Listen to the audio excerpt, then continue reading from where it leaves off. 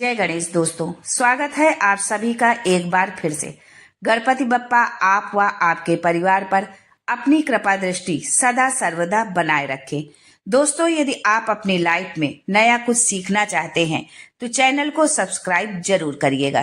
दोस्तों, यदि आप छोटा या बड़ा कोई भी व्यापार करते हैं, व्यापार चल नहीं रहा, ग्राहक आ नहीं रहे, आप निराश हताश हो रहे हैं, आंखों में आंसू है कि अब क्या करें, परिवार का भरण पोषण कैसे होगा, परिवार बच्चों की जिम्मेदारी कैसे उठा पाएंगे, जो धन था वो तो इस व्यापार में लगा दिया, अब अगर ये नहीं चलेगा तो हम क्या करेंगे।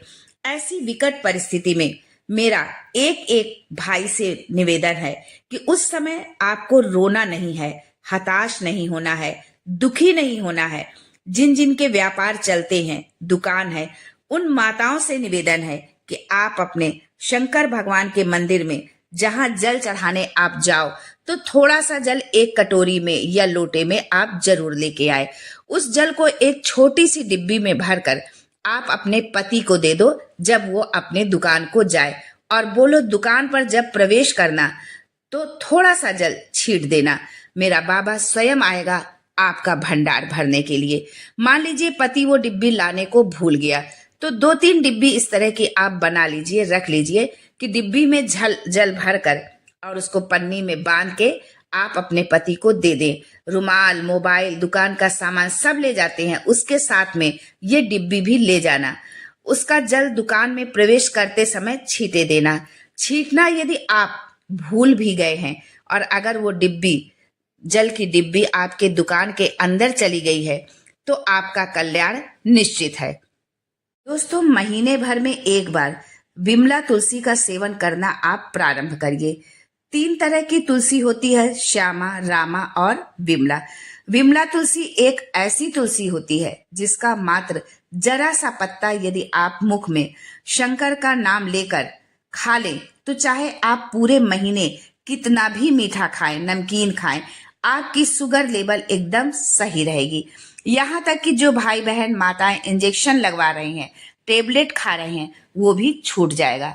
शास्त्र नीति से भगवान शिव पर तुलसी नहीं चढ़ाई जाती, पर यदि आप भोलेनाथ का स्मरण करके जरा सी विमला तुलसी खा लेते हैं तो शुगर लेवल एकदम सही रहेगी। विमला तुलसी खाने का तरीका क्या है ये भी हम जान लेते हैं, और विमला तुलसी क्या है, कैसे हम पहचाने कि ये विमला तुलसी है, ये भी जानना बहुत जरूरी है।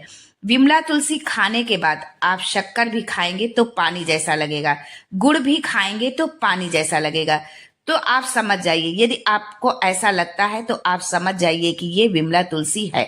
विमला तुलसी खाना कितना है, आपको बिल्कुल जरा सा खाना है। जैसे कि हम नेल कटर से नाखून काटते हैं तो एकदम थोड़ा सा नाखून काटते हैं, बस उतना ही आपको विमला तुलसी जो है आपको खाना है।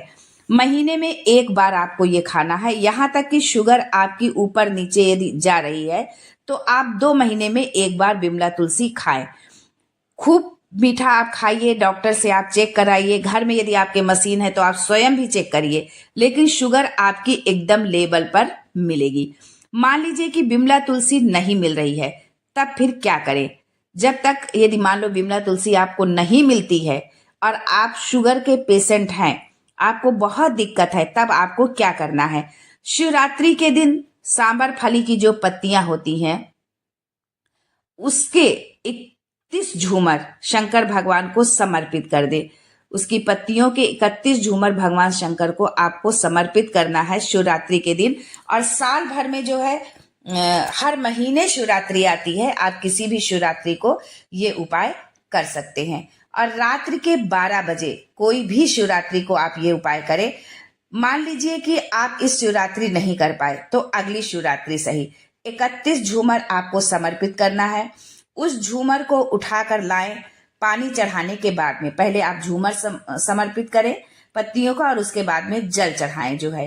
और जल चढ़ाने के बाद में जो है आप जो जल आप चढ़ा रहे हैं उस पानी को चढ़ाने के बाद में आप आधा लीटर पानी में उस झूमर को उबाल लें। मतलब झूमर चढ़ाएं, फिर उसके बाद में पानी चढ़ा दें और उस झूमर को ला करके आप एक आधा लीटर पानी में उसको आप उबाल लें। और जब वो आधा बचे, यानी कि जब वो 250 ग्राम पानी बचे तो ठंडा उसको कर ले अच्छे से। ठंडा करके कपड़े से छान ले कि उसमें पत्तियां वगैरह ना बची हो। छान कर एक पात्र में आप लेकर के रख ले।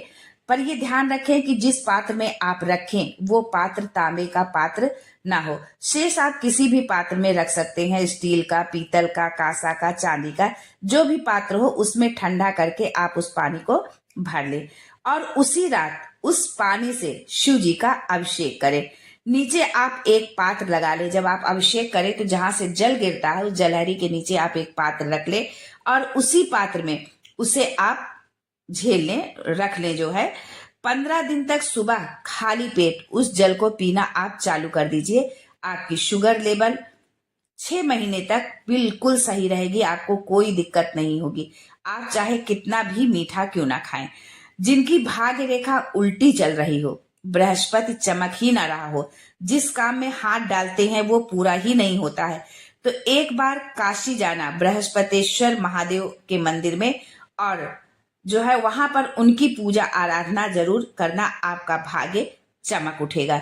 जिस व्यक्ति को ज्यादा क्रोध आता है, जो बच्चे ज्यादा चिड़चिड़ करते हैं, बोलने में कुछ भी कह देते हैं, उनके लिए स्कंद पुराण लिंग पुराण के अंतर्गत लिखा गया है कि 5 बेलपत्र ले लें और बेलपत्र की जो डंडी होती है, पीछे का जो भाग होता है, वो भगवान शंकर के चरणार बिंद के में अर्थात जहां से जल गिरता है, अशोक सुंदरी का जो स्थान है उसके पीछे अर्थात जहां से जल गिर रहा है, आखिरी का सिरा उस जगह पर 5 डंडियों को हाटकेश्वर महादेव का नाम लेकर 5 डंडियों को किसी भी शिवरात्रि पर उस स्थान पर शिवरात्रि के दिन रख दीजिए। हर महीने शिवरात्रि आती है, किसी भी शिवरात्रि को आप रखिए और 1 लोटा पानी समर्पित कर दीजिए। पहले वो डंडी रखिए और उसके बाद जो है 1 लोटा पानी शिवलिंग पर आप चढ़ाइए। जिस व्यक्ति को क्रोध आता है, आप शब्द कहता हो, ताने देता हो या बहुत क्रोध हो रहा हो, घर एकदम लुट रहा हो, टूट रहा हो, बर्बाद हो रहा हो, जल चढ़ाते समय जितनी डंडियां गिर जाएं उतनी डंडियों को उठाकर आप ले आए। भोजन में या जैसे ही उन डंडियों को आप पीस ले, जो है पीसने के बाद जो क्रोध आने वाला व्यक्ति है, जिस व्यक्ति को बहुत क्रोध आता है, उसको आप खिला दे। उसके बाद कभी वो जिंदगी में क्रोध नहीं कर पाएगा।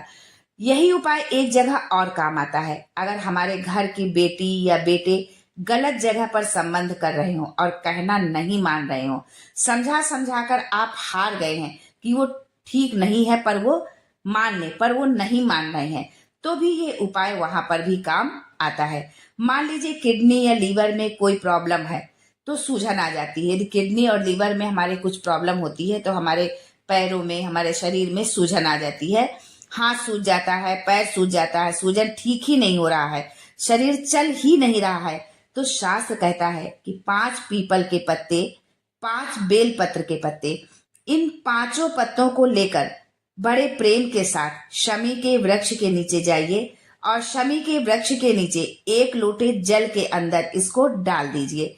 डालने के बाद एक पात्र शमी के वृक्ष के नीचे और रखिए, खाली पात्र।